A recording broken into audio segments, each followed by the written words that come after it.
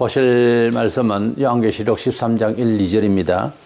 내가 보니 바다에서 한 짐승이 나오는데 뿔이 열이요 머리가 일곱이라. 그 뿔에는 열 왕관이 있고 그 머리들에는 신성모동하는 이름들이 있더라. 내가 본 짐승은 표범과 비슷하고 그 발은 곰의 발 같고 그 입은 사자의 입 같은데 용이 자기의 능력과 보좌와 큰 권세를 그에게 주었더라. 아멘.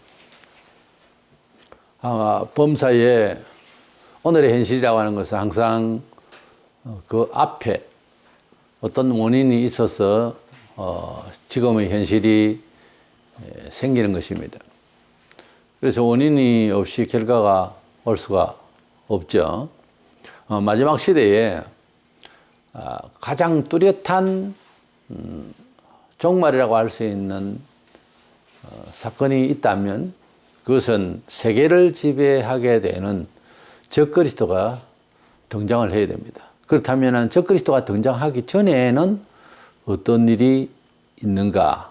적그리스도가 세계를 지배하게 될 때는 세계가 그걸 초항을 할 수 있는 어떤 여건이 마련해야 돼야 되기 때문에 뭐 정치, 경제, 사회, 문화, 자연까지 어떤 현상이 일어날 거라 그 말이에요.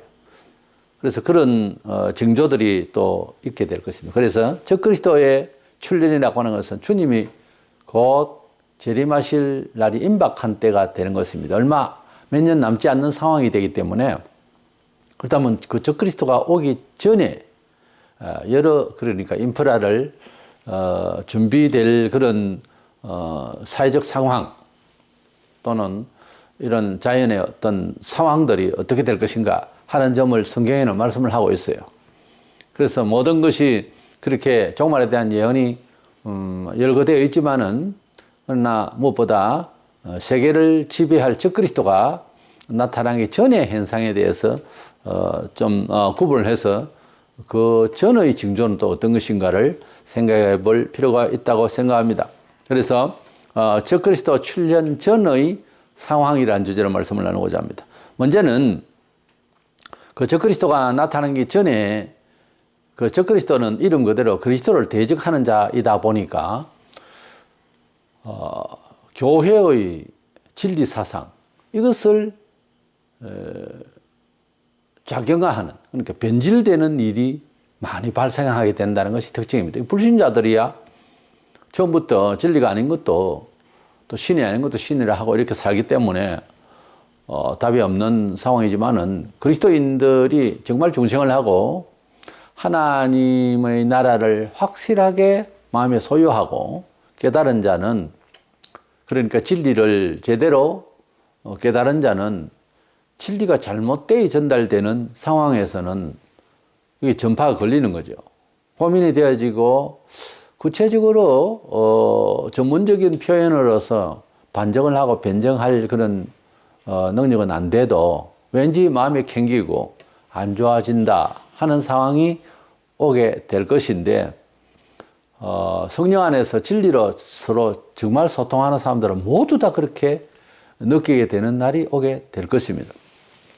오늘의 시대에도 소위 마음의 눈을 뜨고 교회 사회를 보고 또 종교 사회를 범종교 사회를 그리고 세속 사회를 보면은 과거와 엄청 많이 다른 전 세계적으로 그렇게 작용화되어 있는 상황을 우리가 보게 되는 거죠. 예수님께서 종말에 대해서 제자들이 물을 때에 답하시기를 마태복음 24장, 마가 13장, 누가복음 21장이 같은 상황을 말씀하고 있는데 표현은 조금씩 달라도 예수님께서 종말에 대한 총론적인 말씀을 하시고 이스라엘 멸망과 함께 이어질 미래에 대한 말씀을 하셨습니다. 근데 요한복음에는 예수님의 전기라고 할 수 있는 사복음서 안에서 다 너무 중요한 내용인데도 공관복음서인 마태, 마가, 누가복음에는 있는데 요한복음에는 종말론에 대한 말씀이 빠져 있어요. 그래서 하나님 섭리가 있어서 그랬는데 나중에 사도 요한이 밤모섬에 귀한 것을 살 때에 요한계시록이라고 하는 엄청난 내용의 종말에 대한 예고의 말씀을 이제 받게 되어서 요한계시록을 요한복음 안에 집어넣어서 그래서 사복음서의 내용을 같이 이해할 수 있으면 좋을 것입니다. 적그리스도가 언제 올지, 그 적그리스도 오기 전에 또 어떠한 현상이 일어날지에 대해서 성경은 말씀을 하고 있는데, 요한계시록 6장에서부터 내용들이 쭉 나옵니다. 거기에 보면은 큰 전쟁이 있고, 전쟁을 통해서 결국은 또 전쟁 치른답시고 활동 영역이 부족하니까 물자나 또 이렇게 먹는 문제, 특별히 경제 문제가 빈곤해지게 돼 있고, 그러다 보니까 전쟁을 통해서도 그렇지만 결국은 병이 생겨요. 여기저기서 이렇게 죽음의 현상이 일어나게 될 것이다 라고 했습니다. 그리고 전체가 완전히 박살이 나는 건 아니지만은 전체 엄청난 그동안 경험해 보지 못한 이러한 자연 현상에 대해서 온 세계가 지금은 국지적으로 뭐 지진도 있고 하지만 그 적그리스도 오기 전에, 그러니까 종말에 가서 나타날 현상은 그 국지적인 내용이 아닙니다. 이스라엘 주변 언저리 이야기가 아니고, 성경을 보실 때 요한계시록 내용은 세계 전체를 덮어버리는, 마치 코로나 바이러스가 세상 생기고 문헌적으로나 구전으로나 지금까지 이런 일은 없었잖아요. 세계 전체를 덮어버리는, 노아 홍수 때 세계 전체를 덮어버렸다 했고, 소돔 고모라에는 소돔 고모라 시만 불받았어요. 그래서 세계 전체를 통괄하시고 통치하시고 회개케 하시고 간섭하시는 하나님의 역사를 지금 우리가 체험하고 있어요. 그래서 말세가 되면은 세계 전체에 하나님께서 그런 멸망에 가까움을 성도들만 사실은 똑똑하게 알게 됩니다. 불신자는 몰라요, 그것을. 그래서 그것을 보여주게 될 것으로 알고, 요한계시록 6장부터 나타나는 여러 가지 징조에 대한 내용을 들을 때는 세계 전체적인 현상으로 봐야 된다는 거죠. 그렇게 수많은 이런 일들이 생길 것이고, 특별히 제가 앞서 말씀드린 대로 적그리스도는 이름 자체가 안티크라이스트이기 때문에 반대한다고 말이죠. 그 예수님을 반대할 수 있는 그런 그 실력과 그런 또 여건을 가진 아주 무서운 사람이 나타나서 온 세계 교회를 핍박하고, 그것은 구체적으로 성경 진리를 이제 방어하고 훼손하고 유혹하고 사회화시키고 그렇게 되겠죠. 그래야 이 종교 밖에 있는 사람들 또는 다른 종교인들과 연합을 시키는데 사회적인 어떤 이슈로서 그렇게 고리가 뭐 화목, 일치, 연합 뭐 이런 내용을 중심으로 성경을 해석해야 되고, 사회적 어떤 그 유익을 위한, 그건 결국 적그리스도가 통치하고 그리고 통제하기 위한 수단이겠습니다만, 그런 식으로 이제 목사들도 신학교도 작용이 되고 거기에 종이 될 것입니다. 그렇게 이제 되는 것이 먼저 그 이름을 생각해서는 상당히 중요하죠. 그래서 주님께서 말세를 말씀하실 때 여기저기에서 이단들이 나타날 것을, 그의 선지자가 나타날 것을 주님이 말씀을 하셨죠. 마태복음 24장 11절에 거짓 선지자가 많이 일어나 많은 사람을 미혹하겠으며 그랬어요. 지금까지도 수많은 거짓 선지자, 이단들이 나타났었고, 지금도 활발하게 한국 기독교 사회에 이단들이 수없이 많이 있습니다. 처음에는 이단이 활동을 할 때는 사람들이 혹해서 따라가요. 그리고 한편 이제 보수적인 입장에 있는 사람들은 비판을 막 해요. 근데 시간이 흐르면서 그 이단이라는 사람을 수용을 하는 게 이상합니다. 원래 이단이 좀 태만한 전통만 자랑했지 신앙생활이 원만하지 않는 교회를 미혹하기에 딱 좋은 말들을 합니다. 그래서 뭔가 보여줄 수 있다, 뭐 하나님 직접 보여주는 것 같이, 아니면 자기가 하나님을 하든지 하여튼 그런 식으로 미혹을 할 때에 그럴싸한, 그래서 미혹받을 만한 그런 능력이나 또 그런 인물이 되는 거죠. 그래서 그를 이제 처음에는 막 따라가다가 나중에 보면 무리가 크게 이루어지고 그렇게 되는데 그 이단들이 꼭 보면 처음에는 이단같이 생각을 안 합니다. 많은 사람들이. 그래서 많이 따라가요. 그런 와중에도 처음부터 저 사람 이단이라고 하는 그런 선견자적인 입장에서 방어를 하는 사람도 있죠. 물론. 언제나 역사는 그랬어요. 이것은 아니다 해도 말을 안 들어요. 말을 안 들어도 선지자는 이야기를 해야 되죠. 계속. 이것은 이단입니다. 이렇게 나가면 안 됩니다. 영혼과 모든 삶이 파괴됩니다. 라고 말을 해줘야 되겠죠. 제일 고독하고 힘든 일이죠. 그런데 시간이 좀 많이 흐르면은 정말 이단인 줄로 그제서 알 때는 많이 늦어요. 재산 탕진하고 거기에 올인해버리기 때문에 이게 낭패가 되는 거죠. 그래서 항상 하나님의 참된 말씀 안에서 가르치면 뭐가 좀 혹하는 일이 있더라도 그 미혹을 받지 말고 하나님의 말씀 안에서 자기 신앙을 지키려고 하는 이런 노력이 필요해요. 학사 목사가 타락하고 신학교가 작용되고 정통 신앙이 없어지고 이러면은 뭐 어떻게 할 수가 없어요. 평신도가 뭐 전문성도 없고 목사보다 뭐 신학 서적을 더 많이 읽었겠어요. 그렇지 않습니까? 물론 이제 기도는 목사보다 더 많이 할 수도 있습니다. 예, 그게 참 중요한 이야기인데 기도하는 가운데서 회개하는 가운데서는요 신학을 그렇게 많이 안 해도 구별 능력이 있어요. 분별 능력이 생깁니다. 그래서 기도가 참 중요합니다. 난 놓고 기억자 모르던 그런 문명 시절에 초대교회 이제 할아버지 할머니들 신앙이요 참 하나님 마음을 흔들었어요. 그리고 진심이었고 비록 찬송을 부르는 것도 곡조도 맞지 않고 이래 해도 하나님이 다 받으실 만한 그런 중심을 가졌던 거예요. 그리고 영안이 밝아서 범사에 꼭 교육을 많이 받은 사람 마냥 심지어 그 가만히 보면 심리학을 전공한 사람 마냥 이런저런 교훈을 하시거든요. 제가 70년대 예수를 믿을 때에도 연세 많으신 분들이 무슨 말씀을 하면 신기했어요. 저는 한참 열심히 신학 서적을 함께 성경과 함께 그렇게 읽게 됐습니다만 평신도 생활이라도 조금은 좀 열정적이었죠. 기도와 하나님의 말씀과 그리고 신학 서적. 그래서 삼박자로 아주 충실하게 하려고 하는 가운데서도 그 연세 드신 분이 무슨 말씀을 하시면은 깜짝 놀랐어요. 이렇게 지혜로울 수 있을까? 분별 능력이 있더라고요. 말세가 되면은 거짓 선지자가 많이 일어난다는데 지금까지도 많이 생겼죠. 거짓 사상, 거짓 신학, 뭔가 다른 말로는 부드럽게 이야기하면은 멀쩡한 목사라고 하는데도 정확하게 바라보면 불건전한, 건전치 못한 목사도 우리 한국 교회에 많습니다. 물론 외국에도 많고요. 그래서 정확하게 이다 아니다가 돼야 되는데 아주 중간에서 기회주의로 그렇게 말하는 그런 신학자나 목사들도 많습니다.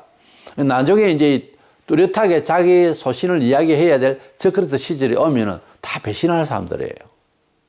양심이라고 하는 것이 이다 아니다가 분명하지 않으면 흑백이 아니면은 안 됩니다. 뭐 그렇게 사람의 흑백을 논리로 그렇게 이야기하느냐 하지만 진리는 흑백 논리예요. 삶과 죽음 사이에 중간에 뭐가 있어요? 죽느냐 사느냐 문제고 천당과 지옥 문제지 무슨 대화를 해서 협상을 하는 진리는 협상 체제가 아니에요. 진리는 우리의 이야기가 아니고 계시예요.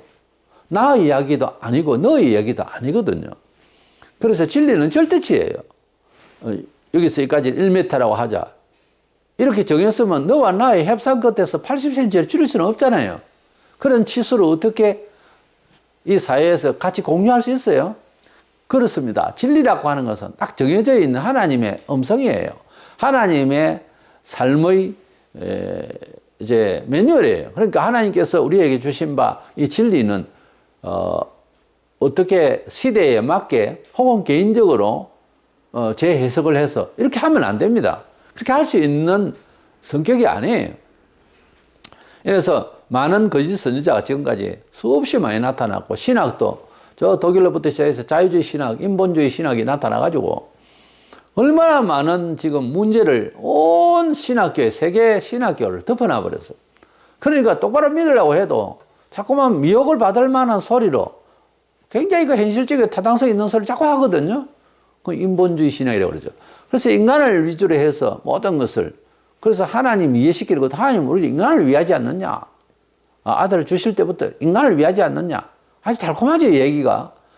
근데 자세히 읽어보면 하나님 당신을 위하여서 아들을 주셨어요, 세상에. 우리를 구원하시고 용서하셨죠. 하나님 당신을 위하여 구원했다니까요. 에베소서 1장에 봐보세요. 하나님을 찬양하기 위하여 우리를 부르셨다. 이렇게 되어 있어요. 그래서 성경을 인본적으로 자꾸 해석하면 꼭 맞는 것 같아도 전체를 잘 읽어보면 하나님 자신의 영광을 위하여 우리를 구원하셨다니까요. 그러니까 이런 말입니다. 하나님께서 기분 나빠서, 우리 인간적인 입장에서 표현입니다. 별로 관심이 없으면 하루아침에 지구가 없어져 버려요. 그러니까 하나님 당신을 위해서 만물을 지으셨다니까. 그럼 다 없애버리고 우리도 없어지고 만물도 없어지면 심심하겠네. 그대 생각이고, 하나님은 홀로 영원 전부터 늘 함께, 천사들도 함께 있고, 천사가 없어도 하나님은 홀로 영화로우시고 기쁘시고 즐거우십니다. 그건 말 다 했잖아요. 그러니까 하나님은 부족함이 없는 신이거든. 그러니까 우리가 뭐 열심히 하고 충성하면 하나님 많이 기쁘시겠다. 기쁨을 받아주시옵소서. 박수를 막 치고 하나님께 영광 돌립니다. 아니거든요. 별거 아니에요. 우리의 의와 우리의 회개와 우리의 충성과 순교까지. 그렇게 대단한 게 아니에요. 하나님 앞에는. 하나님 자신의 영광 앞에는 그 말입니다. 그러니까 겸손하지 않으면 순교 못했어요. 순교자님들은 다 겸손하신 분이었어요. 어떤 겸손? 공자의 도가 아니고요. 하나님 앞에 아무것도 아니라는 거지, 사람이. 진리가 가지 않은 대로 갈불이라는 거죠. 위대한 구약과 신약의 믿음의 영웅들은 보면요, 자기 자신을 어느 정도 비하하냐면 세상의 구경거리요, 찌꺼기요, 벌레만도 못하고 상한 심령이요, 죄인 중에 계수요, 만삭되지 못하고. 이 성경에 보면 자신을 생각할 때 하나님 앞에서 하나님을 면전에 뵌 것처럼 그런 체험이 된 사람은 그 어떤 사람을 비교를 한다 해도 자기 자신이 일단 먼저 내가 못난 사람이다, 이렇게 생각을 먼저 하죠. 저 사람이 나보다 낫다, 이렇게 생각을 성경에 하라 하는 말씀 그대로 자동적으로 그렇게 되게 돼 있어요. 그래서 하나님이 함께 하시고 하나님의 은혜와 은총을 바라는 사람의 중심은 항상 자중심이 아니에요. 하나님이 오늘 또 호흡케 하시고 하나님 나를 이 상황에서 어떻게 인도하실까, 그걸 관심을 갖는 거예요. 그런데 우리 사람이 스스로 살 때는 그런 생각, 그런 처세로 안 살잖아요. 아직 제정신이 없어서 그래요. 진정한 제정신은 하나님이 인도하심을 따라서 오늘도 살겠다고 생각을 하고 겸손하게 따라가는 겁니다. 그걸 꼭 그렇게 극단적으로 말해야 되느냐? 예, 그렇습니다. 성경에 인생사는 열심히 살든 뭐든 미친 마음으로 산다고 그랬어요. 그래서 제가 하는 말이 그런 식으로 살면 제정신이 아니라 그랬죠. 미친 사람은 제정신이 아니잖아요. 어떤 모양으로 뭐 성격이 급하든 뭐 성격이 느리든 어떤 지성적이든 무식하든 그게 관계가 없어요. 하나님 없이 사는 건 전부 다 제정신이 아니에요. 하나님을 만나면 정신이 번쩍 듭니다. 완전 사람이 번쩍 들어요. 존재감이 완전히 바뀝니다. 하나님이 인도하시면 불 가운데서도 살고, 하나님이 데리고 가시려고 하면 눈이 총총한데 모세를 데리고 가듯이 죽는 겁니다. 그러니까 하나님이 우리와 함께 하시기를, 임마누엘의 하나님의 은총이 일과에 늘 항상 그런 일로서 살기를 바라는 것이 하나님의 자녀들의 중심이에요. 이게 정상적인 신앙인입니다. 그동안에 수많은 거짓 선지자가 나타나서 인간적인 이야기, 혹하는 이야기를 많이 하고 지금도 하고 있지만은 말세가 되면은 주님이 말세에 대한 예언을 하실 때 이 말씀은 엄청난, 지금보다 더 많은 거짓 선지자가 나타날 것이다. 여기저기서 별 희한한 목사가 나올 겁니다. 하나님을 못 믿게 분명히 복음을 이야기하고 예수를 덜먹이면서 이름을 그렇게 남발하면서 하는데 아닌 거예요. 진리가 아니라 이 말. 본장 13절에 보면 큰 이적을 행하되 심지어 사람들 앞에서 불이 하늘로부터 땅에 내려오게 하고, 저 그리스도가 나타나게 될 때에는 그동안에 똑똑하고 제법 한 가닥씩 하던 그런 이단들은 아무것도 아닙니다. 하늘에서 불이 떨어지면 아마 대형 집회도 할 거예요. 그러면 뭐 서울 공설운동장에 큰 데서 이렇게 하늘에서 불이 내려오라 그러면 하늘에서 있잖아요. 불이 확 하면서 내려가서 팍 터지면 무슨 생각이 들겠어요? 성경 아는 사람은 와 엘리야 같은 선지자다 이럴걸요. 그렇게 불이 푹푹 떨어지면 뭐 거기서 대항할 사람이 있겠어요? 무섭죠. 예. 목사가 봐도 무서울 것도 아닙니까? 그런 마지막 대선지자예요. 말하자면 거짓 선지자로서 이제 그런 사람까지 나오면 세상 끝장인 거죠. 예. 그런 가운데서도 저건 기적이지만은 이적이지만은 성경적이지는 못한 말을 할 때는 저 사람은 이단이다, 거짓 선지자다 말할 수 있어야 된다 이거죠. 그러니까 우리 성도들은 뭐 이렇게 양이나 기적 같은 어떤 초자연적인 그런 현상 앞에서 하나님의 뜻이다, 큰 거는 하나님의 뜻이다 그러지 말라고 말해요. 말세가 되면은 그런 정신으로는 큰일 납니다. 영혼 배려요. 그러니까 하나님의 말씀이 맞으면 하루에 물 한 모금만으로도 살 수 있으면 하나님을 배신하면 안 됩니다. 자기 건강을 위해서 하루 한 끼 먹는 사람도 있더만 저녁에만 잠시 먹고 하루 종일 안 먹더라고요. 그래가 우선 활동을 어떻게 하는지 모르겠습니다만 우리가 하나님이 우리를 데리러 오실 때 주님이 재림하실 때쯤 되면 굉장히 생활이 어려울 거예요. 많이 먹는 것도 줄여야 되고 줄이는 것이 아니라 많이 먹을 수가 없는 시절이 옵니다. 그래서 오직 하나님만 바라보고 살 때에 정말 기적 같은 일로서 연명을 해나가면서 주 오실 날을 기다리면서 힘 있는 대로 복음을 전하고 가까운 사람으로부터 예수 믿어 영생을 짜고 이제 우리는 복음을 전하고 할 일이죠.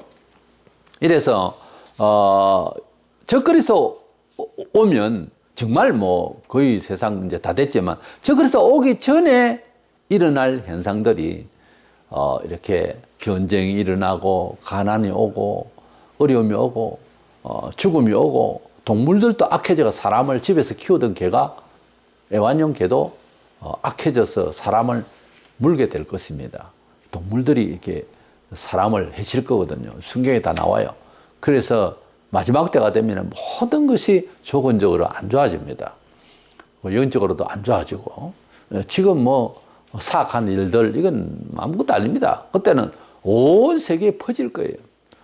조금씩 있던 이런 사악한 일들이 우리 국내에서도 얼마나 많이 일어납니까? 나는 쾌어 축제라는 게 뭔지 몰랐어요. 처음에 뭔 말인지를 관심이 없었으니까. 외국에서도 이미 이제 그런 일이 있습니다만 우리나라에서 어째 그런 일이 있는가 하는 걸 상상을 초월합니다. 지금 점점 더 합니다. 아니 그것은 두각난 단체고 지금 우리 뭐 하던 이웃에도 그러고 살고 있는지도 몰라요. 무서운 세상입니다. 앞으로는 확 드러낼 겁니다. 이걸 소돔 고모라가 불신만 받기 전에는 사생활들이 확 드러내고 사는 거예요.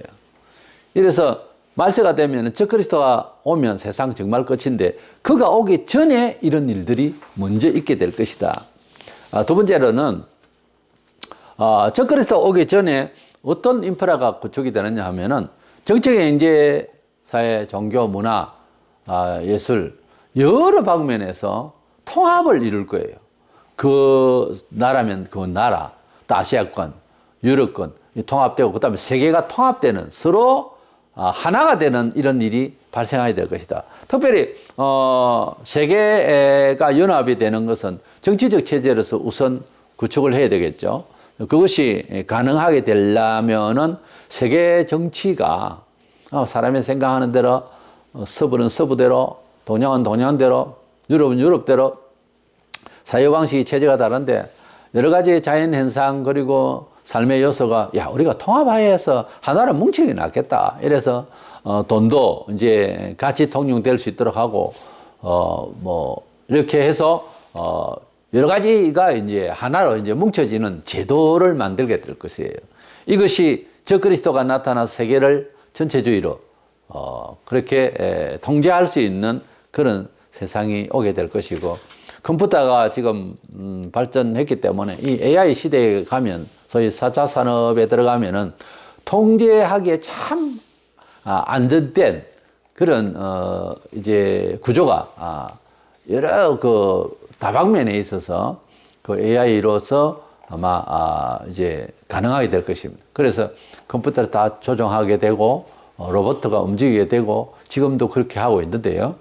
그런 세상으로 인프라가 구축이 되면서 저 그리스도를 맞이할 준비가 될 것이다 하는 것입니다. 지금은 우리가 국지적으로 또 좀 적게 그렇게 보이지만 촌에 정보가 잘 되지 않는 곳까지도 알 만큼 말세가 되면 앞서 말씀드린 대로 세계 전체가 그것을 인정하고 받아들일 수 있는 구조가 된다는 거죠. 그것이 점차 급하게 될 겁니다. 지금은 막연하게 보일 수도 있고 하지만 점차 아주 급속도로 그렇게 수용 가능한 시대가 오게 될 것이다 하는 것입니다. 요한계시록을 공부하실 때에 잘 보면 무슨 책이든지 서론 본론 결론이 다 되어 있습니다. 어느 책이든지 보면. 근데 요한계시록 서론 본론 결론을 나누면 1장에서 5장까지가 서론이고 사람마다 좀 다르게 보는데 6장에서 18장까지가 본론이에요. 말세에 일어날 현상에 대해서. 그리고 19장 예수 재림은 19장입니다. 그 전에 뭐 재림했다 어떻다 아는 사람은 알고 모르는 사람은 모른다 이건 정말 헛소리예요. 그렇게 가르치면 안 됩니다. 19장에서 22장까지는 이제 결론이 되는데 예수님이 오셨으니까. 그 중에서 요한계시록 6장에서부터 제가 본론을 했잖아요. 요한계시록 6장 1절 2절에 보면 백말탄자가 나타나서 전쟁을 치르려고 백말을 타고 나타나서 싸우는 장면이 나와요. 이것을 놓고 기독교 2000년 역사에 복음의 확산을 위해서 전도의 역사를 말한다. 이렇게 말해가지고 복음이라 혹은 예수라 이렇게 설명하는 사람들이 상당히 많아요. 그러나 이자는 이 백마 탄 사람은 자세히 본 구절을 읽어보면은 예수님이 칼을 가졌어요. 1장에 보면. 이 사람은 활을 가졌고요. 이 사람은 멸류관을 받아요. 근데 예수님이 멸류관을 나눠주세요. 그러니까 다릅니다. 표현 양식이. 그리고 이 자는 저 그리스도예요. 근데 이 요한계시록 6장에서 12장까지는 전반전 대환란이고요. 13장부터 18장까지는 후반전 대환란인데 전반전에 전반부의 대환란은 좀 더 표면화되지 않고 사회 속에서 구조적으로 적그리스도를 맞이할 준비를 하는 여러 가지 정치, 경제, 사회, 문화 또는 천재지변까지 있어도 그런 구조가 형성되어 가는 과정이라고 할까? 그래서 영안이 떠이면은 미리 준비를 해야 되는데 그게 안 되는 사람들은 계속 물려 들어가죠. 무슨 일이든지 의도적으로 받아들이기 전에 물려 들어가는 일이 더 많거든요. 우리가 뭐 상담을 하거나 무슨 상품 거래도 가만히 듣고 보면 빨려들어요. 그렇죠? 홈쇼핑이나 뭐 인터넷에서 쇼핑할 때 좀 그렇죠. 그래서 두려워가지고 조금 가격이 낮은 걸 좀 구입하기도 하고요. 낮은 거 구입하면은 만족도는 있는데, 근데 물건을 받아보면은 또 해퍼요. 별로 뭐 쓰임도 없어요. 근데 막 설명은 막 아주 그냥 이미테이션이 막 부쩍부쩍하죠. 그런데 그런 그림과 그런 그 바깥으로 보이는 모양을 가지고서는 실속을 우리가 알아챌 수가 없죠. 그래서 이제 그런 선전에 혹하게 되듯이 세상살이라는 것이 다 그렇잖아요. 조심스럽죠. 그래서 적그리스도 오기 전에 일어날 이런 여러 현상들이 내가 타락이 되고 내가 세속화가 되니까 자꾸만 그런 얘기가 좋아지는 거예요. 그게 이제 빠지게 될 것입니다. 일단 이 적그리스도가 처음에는 세상적으로 저 사람 따라가면 지옥 간다. 큰일 나겠다. 뭐 이런 말은 눈을 뜬 사람이 하는 거죠.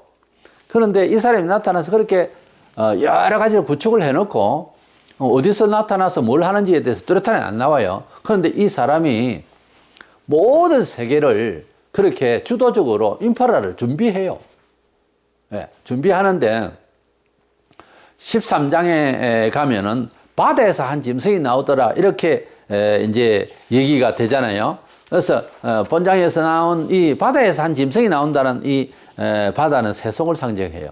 그러니까 세상적으로 말하자면 사설화될 수 있고 시설화되는 그런 상황이 되는 거죠. 그러니까 표면화되는 가시적으로 보이는 신불신간에 다 알게 되는 그런 한 인물이 나타나게 되는 거예요.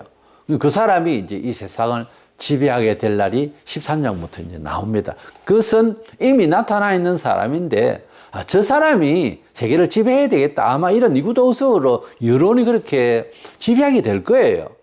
그래서 이 사람이 이 세계를 지배하게 되는 날이 오게 되는 것입니다. 그래서 적그리스도가 나타나기 전에 정치, 경제, 종교의 통합시대가 온다는 거예요. 그 통합시대를 위한 작업이 지금도 많이 있지만은, 기하급수적으로 이제 그런, 여러 여건이 마련되기도 하고 세계적으로 많은 사람들의 요청이 될 거예요. 그래 되려면은 살기가 편할 때는 자기 잘난 척하고 주관이 많잖아요. 살기가 어려우면 그런 주관을 다 묶어서 어떤 한 사람이 통제를 하거나 그렇게 되거든요. 원래 그렇잖아요. 잘 살면 자기 혼자 잘났잖아요. 남의 말 안 듣고. 못 살게 되고 힘들면 조금 주어가면서 좀 도와줘가면서 통제하잖아요. 그랬잖아요, 역사는 늘. 그러니까 앞으로 더 잘 산다? 아니요. 더 살기 어려울 겁니다. 분명히. 그래야 통제할 수 있는 여건이 그런 상황이 될 거예요. 그렇기 때문에 잘 먹고 잘 사는 것은 우리 기독교의 본래 목적 아니죠. 그래서 그런 생각 버리세요. 지금부터 버려야 되고, 이 말세에는 주님이 우리 속에 늘 안주하시기를 기도하는 것이 더 중요합니다. 세상은 이 적그리스도를 사실은 요구하고 또 적대할 수 없는 지경까지 가버려요. 힘이 부족해서 안 돼요. 왜냐하면은 요한계시록 13장 본장에 적그리스도가 세상에 동학나에 나타나기 직전 12장에서 이 세계를 지배하고 있는 에베소서 2장 1절 2절에 세상을 덮어 지배하고 있는 악한 영인 사탄이 공중에서 대전쟁이 일어나는데 이것이 공중을 꽉 막아놨기 때문에 우리가 기도할 때 하나님께 바로 올라가야 되는데 계속 막아요, 이것이. 그래서 더 강하면 바로 올라가서 응답이 오고 그래요, 원래. 다니엘이 어떤 사람입니까? 대단한 믿음의 사람인데 3주간을 기도해도 이게 잘 올라가지 않았어요. 영적인 문제입니다. 우리가 기도할 때 응답을 안 해주시는가 보다. 그렇게 생각하면 안 돼요. 이 기도가 하나님께로 천공을 날라서 싹 올라가서 하나님 전에 올라갈 수 있도록 계속 기도해야 되고, 그전에는 사탄이 막는 일이 90% 이상 그렇게 막아서 잘 안 되는 겁니다. 잘못 기도하는 것도 많지만은.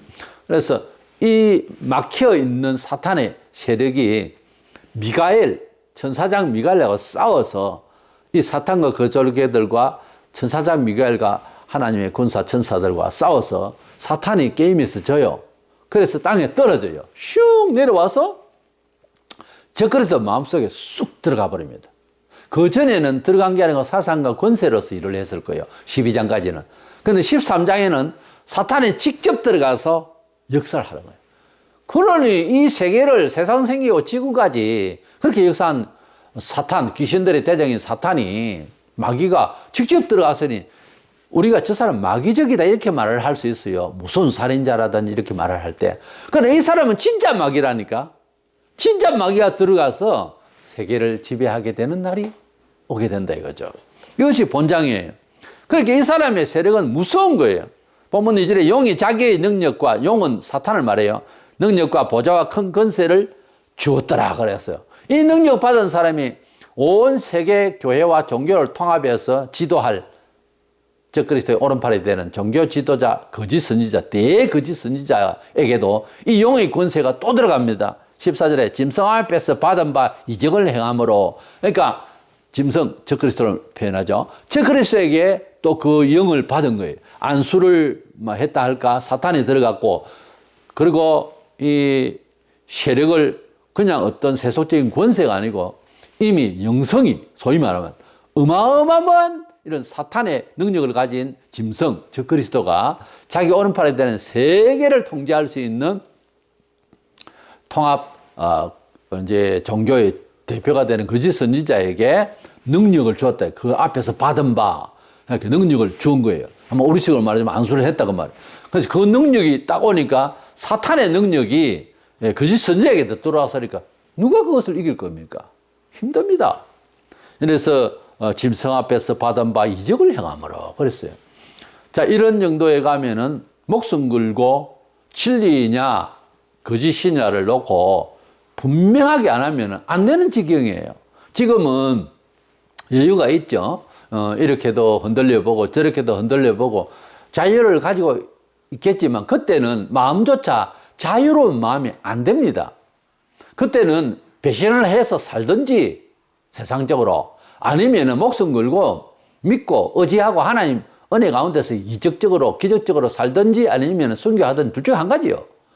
이래서 우리는 분명히 말세를 살아가고 있는데 그 말세의 치달을 징조 중에 전쟁이 있고 뭐 1, 2차 대전도 있었고 중동에는 맨날 전쟁이고 근데 그런 전쟁 말고 온 세계가 전쟁통이라겠지. 온 세계가 빈곤합니다. 어느 나라는 잘 사고 그렇게 안 돼요. 나중에는 온 세계가 병이 나는 거예요. 기근이 있고 지진이 있는 거예요.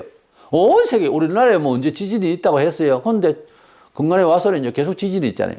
우리나라는 지진권이 아예 그렇거든. 옛날에는 온 세계가 지진이 일어나게 될 것이고 뭐 얼음 갈라지듯이 지직지직 갈라지면은 안 갈라지는 데까지 또 막 힘을 받아서 계속 갈라지잖아요. 이 세계가 이제 살 때가 다 돼서 지구가 어그러지기 시작하니까 안전하다 싶은 데가 없어요. 계속 퍼지고 그리고 한국에서 키우는 애완용 개는 괜찮고 미국의 애완용 개가 화만 나는 것이 아니고 정신적으로 똑같이 되는 거예요. 이래서 온 세계가 악한 영역 가운데서 지금 진행되고 있는 것만큼 하나님께서 저주하시니까 땅이 가만히 있다가 응기를 내고 못 살게 이렇게 만들어졌듯이 힘들듯이 짐승들도 하나님께서 심판이에요, 이거는. 그렇게 하나님께서 저주하시니까 이런 뭐 들짐승도 그렇지만 집안에 있는 짐승까지도 사람을 해치고 엄청난 사람들이 죽을 거예요. 여기저기서 곡소리, 의사가 감당 못하는 그런 아픔이 있고요. 그래서 그런 병고에서 시달리면서 죽고 싶어도 성경에 보면 죽음이 허락하지 않아요. 자살도 못해요, 그때는. 그런 걸 왜 그럴까? 지옥은 죽고 싶어도 안 죽어집니다. 그걸 미리 맛보게 하는 거예요.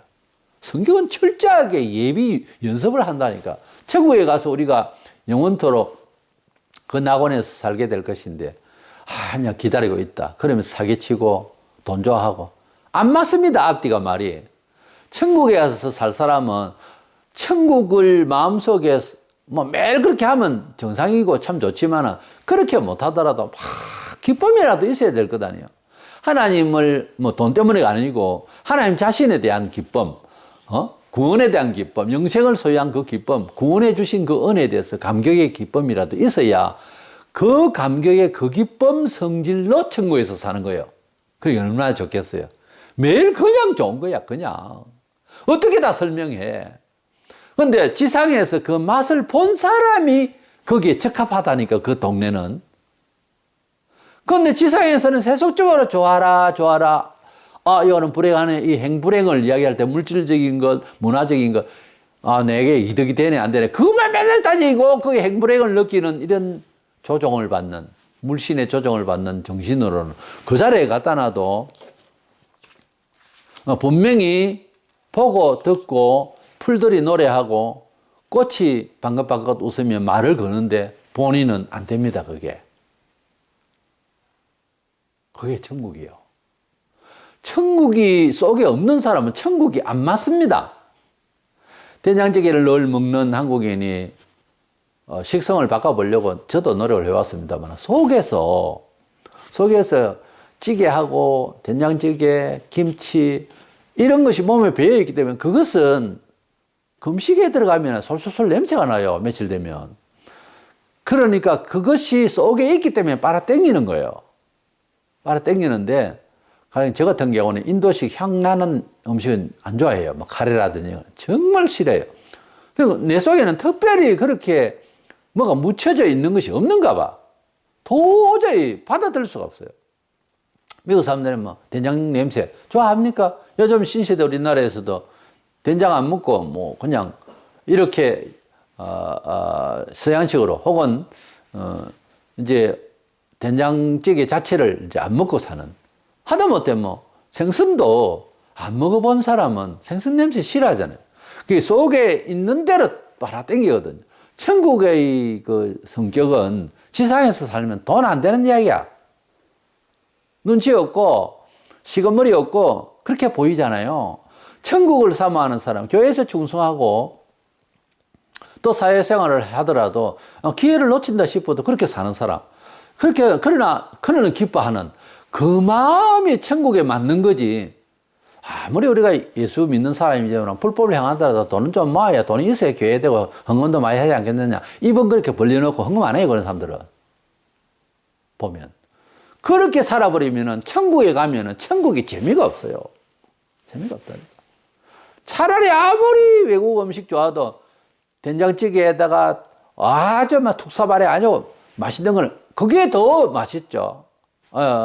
속이 그렇게 돼 있는 우리 한국인은 대부분 그와 같은 거예요. 그 말도 아직 못 알아듣는다면은 정말 힘듭니다. 천국은 분명히 갖춰져 있는데 그게 취향이 안 되면 그게 갖다 놔도 심심하고 재미없는 곳이라니까요. 그러니까 안 가는 게 낫지? 어디 가라고요? 그럼 지옥이 맞을 거예요. 지옥에는 본래 돈 좋아하고 자랑하고 욕심내고 안 칼지고 그런 성격이거든요. 거기는 정서가, 사회적 정서가. 거기 가면, 내 고향 왔다, 고향이다 싶을 거예요. 그러니까 하나님의 말씀 안에서 천국을 소유하는 마음을 많이 가지고 이 지상에서 살 때에도 어떤 단체가 저 그리스도의 어떤 여러 가지 형태로서 나에게 도전을 할 때, 이거 내 취향이 아니다. 이렇게 돼야 되는데, 이거 새로운 거네? 괜찮네? 이러면 이제 지상에서부터 이미 지옥 연습하게 되는 케이스로 들어가게 돼 있어요. 우리는 이 말세를 살아가고 있습니다. 이제는 정신을 차리고 참된 신자의 모습을 가지고 살아야 하는 때가 왔습니다. 때문에 우리는 이제는 우리 하나님 앞에서 분명하게 하나님의 말씀 안에서 살도록 용의를 다하는 저와 여러분 되시기를 축원합니다.